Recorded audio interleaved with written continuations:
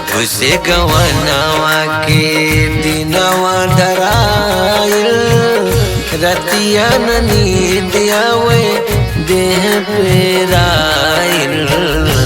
जब से गवनवा के दिनवा धराइल रतिया न नींद आवे देह पे राइल।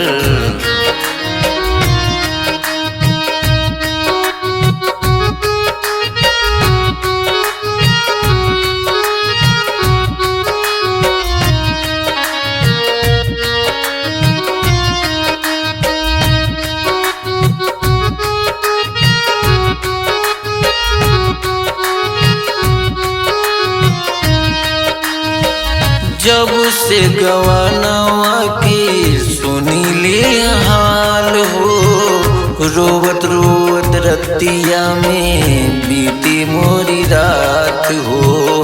जब से न कुछ सुनी जात मोर कनवा अब न बेईमानवा रह द घरनवा। जब से गवनवा के दिनवा धराइल रतिया न नींद आवे देह पे राइल। जब से गवनवा के दिनवा धराइल रतिया न नींद आवे देह पे राइल।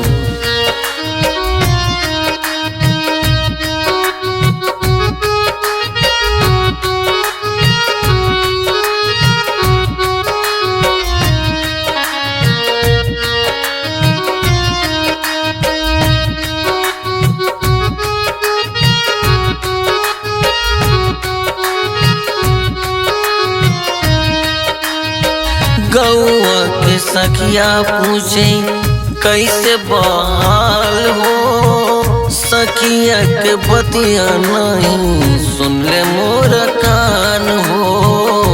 अब न तो जियरा कैसे मोर धराइल सखिया से अपने बतिया का बताई।